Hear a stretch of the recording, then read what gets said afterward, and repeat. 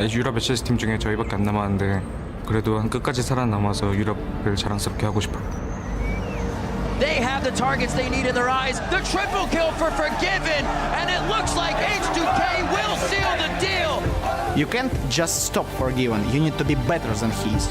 Albus Nox from the CIS, from the LCL. They are doing what no wildcard team has done before. If you focus on not losing, you'll not win. Because winners are trying to win. We won't stop.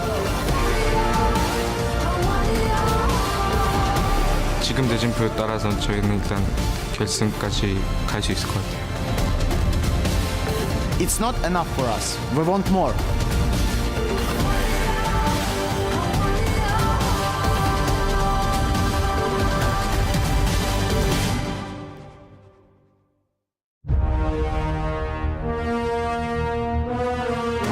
Here we go, mid. All of a sudden the action cue's gonna hit. Stay up there, that's first blood for Anax. The steal away, there goes Shakir's a absolutely massive Elder Drake. He's gonna get taken. They did it.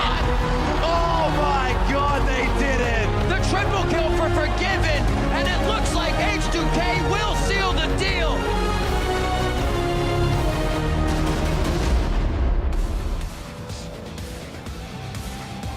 On the last day of competition here in Chicago, there are 2 quarterfinalists remaining and only 1 invitation to Madison Square Garden left up for grabs. Fans have once again filled the historic Chicago Theater, which plays host to our last quarterfinal clash.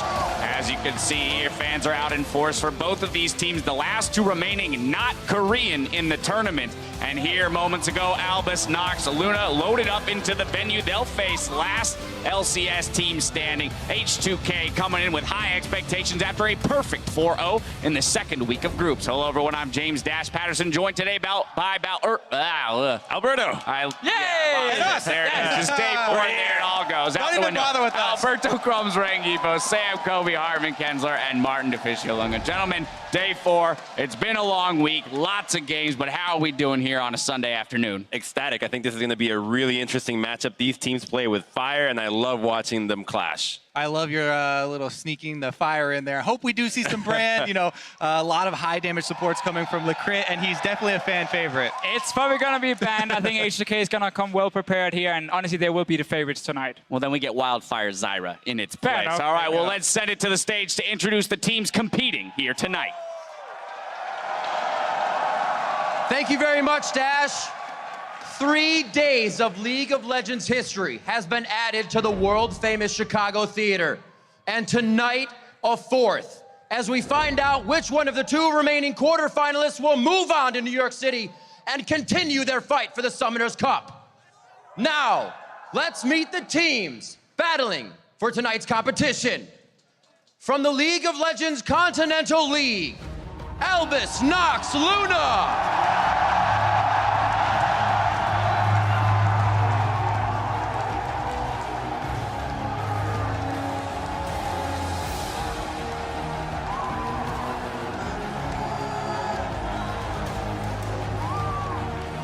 In the top lane, Smurf.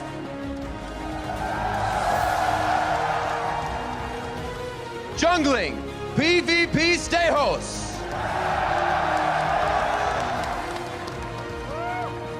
In the mid lane, Kira.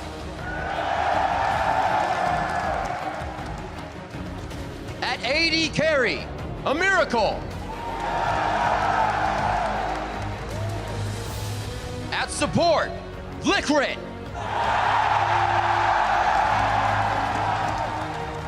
Their sub at the AD carry position, Unholy.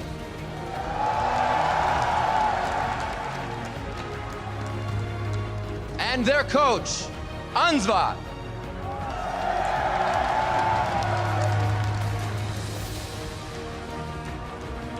The LCL's Albus Nox Luna.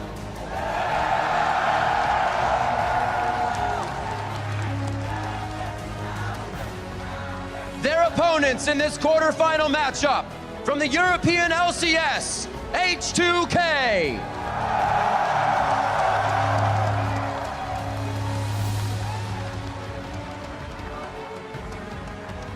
In the top lane, Odoamne. Jungling, Yankos. At mid lane, Ryu. At AD carry, Forgiven. Supporting, Vander. Their AD carry at the sub position, Freeze.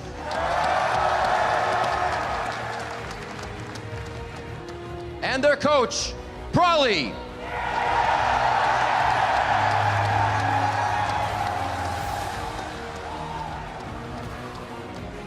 Ladies and gentlemen, H2K.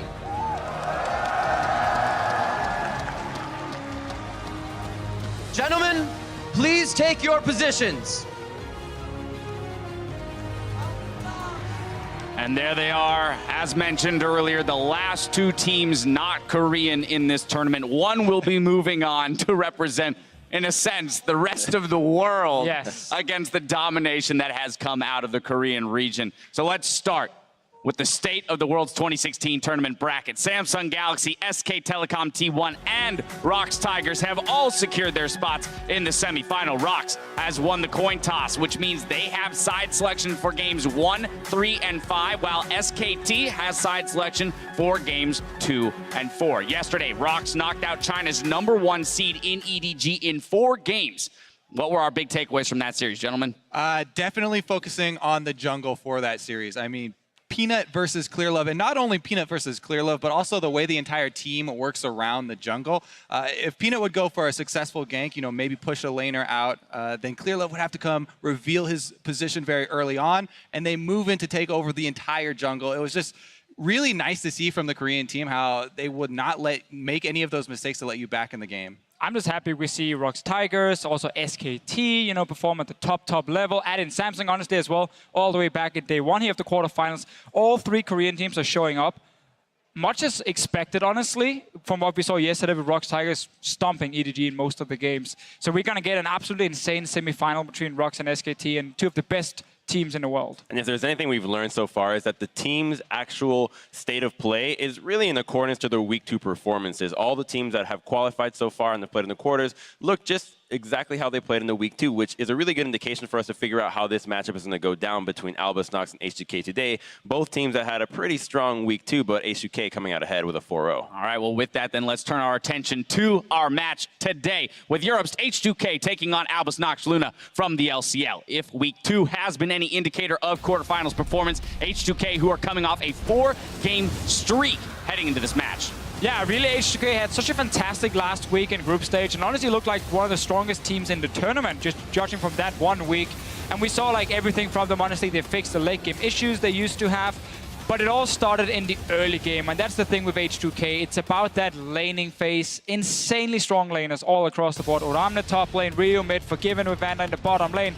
And just look at this graph here. Especially pay attention to the AD carry position where Forgiven has such a big advantage in terms of CS difference at 10 minutes. Yeah, that's the one that's going to jump out to everybody. And one of the big things is that, you know, Caitlyn has become such a big part of bullying in the bottom lane. And one of Forgiven's main champions played it 5 out of the 7 games for them. Definitely going to be a necessary ban. But even with that ban, it's going to be hard to retake control of the bottom lane for ANX. And the bottom lane is so important now with the addition of the extra gold for first turret. You just constantly pressure with something like Caitlyn, and eventually you get that objective to snowball past her weak mid game. And I feel like in this matchup, we obviously going to look at the bottom quite a bit. A lot of attention there, Liquid and Forgiven, but we have to give credit to the solo laners from H2K. Ryu and Odoamne have stepped up so much, particularly Ryu for me, coming in as a kind of mid laner in EU LCS, and now had an amazing run, just doing so well into the likes of the Rise. Just really impressive. One of the first Rise that I've actually seen use the ultimate efficiently, and Odoamne just being such an outstanding top laner, receiving credit from international superstar top laners as well. Yeah, exactly. And we see so many different picks also being used now. You know, we saw the Rise from Ryu. We've seen his Syndra already. It's fantastic as well. Top lane, Rumble, Cannon, Jace even from Odoamne. There's so many different picks you got to look for, and that's why pick and banning against H2K is going to be hard, because you can't just ban like all the AD carries, because then everyone else gets the comfort picks. All right, well, while H2K appear to be the favorites coming into the quarterfinals, we heard from Licorice himself that being an underdog does not mean being a loser. Yeah, and this is the favorite thing for me about this team, that they play unconventional picks, but they honestly are really solid macro-wise. They have won fair and square. They know how to put the pedal to the metal. They have beaten Rox Tigers very well in that one victory, and they've said it themselves. They just go for things that the other teams don't necessarily know how to go for. They have the audacity to try these plays, and they play to have fun, and to them, fighting is having fun, and it puts on a great show. It definitely does. And, you know, Licorice is part of that big show, but really, PvP Stayhouse and Kira have been the two guys that have been putting out most of the damage dealt to champions for this team. Both of them have been outstanding. And PvP Stayhouse, you guys always talk about how, you know, Jankos is the first blood king. He actually beat him, has one more first blood. So this will be a very interesting matchup, especially as far as the early game, since H2K have had such dominating numbers in the early game. Yeah, just to put a number on that first blood stat, 6 times Albus Nox Luna have gotten first blood, the most in the tournament. PvP Stereos got first blood 6 times. Basically, he's gotten every single one for the team. Super, super important for them. I'm looking a little bit at Smurf, though, up in the top lane. Now you guys are putting all the positives here. I'm going to add one of the negatives. I think Smurf can be a bit of a liability when he's not on Poppy. And I think H2K will try and remove him from some of these tanks and kind of put him on carries and go toe-to-toe with Odoamne, where it should be a mismatch in favor of H2K. So I think that could be an issue. But honestly, they have other players who can step up. And it was touched on briefly, but we've got to return to it. Licorice and his support champion pool, especially given the way that the support meta has developed most recently. Yeah, especially right now that we saw yesterday how important Zyra has become as a pick. We know this guy likes to deal a lot of damage. He can play the Bard, and he has games where we even saw him solo out Huhi on the Tom Kent's. Just such an impressive player. I mean, he dishes out so much damage for his team that I feel like that approach to support might catch H2K off guard, but ultimately the dual lane is a two-way street. Yeah, and the thing to me about the bottom lane too and about Licorice is, yeah, he's had a huge impact on the game, but a lot of his impact is roaming. And if you leave a Miracle alone in the bottom lane versus Forgiven, it just feels like that's going to be an area where H2K can just push down that early toilet like we talked about and try and snowball some of that early gold. So I'm curious to see if Licorice continues, you know, high roaming champions or tries to play lane dominance. Yeah, I also want to see how well H2K is prepared for this, because I think the roaming support, the crazy picks and whatever, it's surprising in best of ones and really effective. But in the best of 5, H2K had a full week to prepare now. They shouldn't really be too surprised unless they're pulling out new picks as well and kind of showing new kind of ways to play them. To be fair, they have said that they are a very strong best-of-5 team, Albus Nox Luna, having reverse sweep their way into this tournament. So I do think that they have tricks up their sleeve into this matchup. All right, well, with all this in mind, it's time now to lock in our final predictions. This is the 4th quarterfinal. Gentlemen, down the line, who's going to New York City? I mean, as fun as this game is going to be, I think that the stats don't lie, just like Shakira's hips. I think H2K is going to take it 3-1. 3-1, H2K. Shakira, I like it. I like Shakira. I'm a fan. Your brain goes there. I'm a fan. It's day 4. We're all losing it. All right, but H2K is the vote here. 3-1 Okay, H2K. good. I'm glad we got that. Kobe. I'm going to go with Shakira as well. I think she would vote for H2K. I do think that Albus Nox will be able to win a game, though. Kobe. I mean, I feel like this is definitely an early game versus the late game, you know, questions surrounding H2K. Their early game, no questions, and, you know, they should have the advantage there. But, you know, Albus Nox Luna, they can definitely take a Baron when you're not expecting it, or, you know, come out with one of those strategies like you talked about with a lot of fire. Yeah, again, I think ANX can surprise in 1 game. I don't think they will surprise in 3 games, and that's why H2K is going to take it from me as well. I think ANX puts a little bit too much focus on just pure fighting, no focus on vision. Probably that a team awards the second least, or actually the least in the entire tournament. And I think in a BO5, no problem. He does, no he does. I'm the European guy, man. I gotta go H2K here, and I actually believe H2K will take it. Yeah, well, I have a feeling I know who the crowd wants, but the vote is 3 across the board here for H2K. Now, remember that you can check out the Riot Games 2 channel to see a different take on Worlds 2016. Today, join our team of casters and special guest analyst Gate on the Player Experience stream as they talk strategy and take your questions live on air. Now, as we send it over to the casters, Albus Nox Luna's wild run through the group shocked everyone, including themselves. Albus Nox! What beasts from the CIS region! Did I expect that we can be that good? Deep in my heart, I did. But no one would ever predict that it's gonna be like this. But it's happening. We didn't plan to make it out of groups because it was our first Worlds experience, and nobody knew that we can compete on the same level. На самом деле это очень сложно объяснить, как такое произошло, потому что, по мнению каждого аналитика, по мнению каждого фаната, наша команда даже не заслуживала выйти из группы. Albus Nox, they need a minor miracle. They have, 1% chance to make it out of groups. It was pretty expected that no one will scrim with us, because wildcard team, they do nothing, they are the worst at Worlds as usual. They couldn't even scrim teams because nobody deemed them worthy enough to be even worth some practice. Nobody wanted to play except the INTZ friends. But wildcard doesn't mean underdog, doesn't mean loser anymore. Выигрывают TLG! Мы выигрываем первую игру на чемпионате мира, друзья! At first week after the game versus COG, H2K asked us for scrim, and we screamed before game with G2. That's why we won so fast, because we screamed versus European team, we were ready for Europe. If anybody under-prepared for Albus Nox coming into week one, that's not going to be the case looking forward. People started booking scrims with us, and yes, we knew that we can compete, and it made us stronger. Liquid Go! He's invulnerable! He's getting it taken. Oh my god! Oh my god, they did it! The Rocks Tigers game, well, it was I don't know, I think it was our best game ever. This is history we're witnessing. These guys were not supposed to do this well. I think we literally surprised the world, but at first we surprised ourselves. Для нас очень приятно, что мы удивили всех игроков, которые нас поддерживали, наших фанатов, потому что мы приехали сюда как команда, которую все ставили на 0-6, а мы оказались 4-2 и выиграли одну из самых сильнейших команд в мире, и, безусловно, это очень приятное чувство. I think the reason of success is that we have no nerves and that we just show our best play.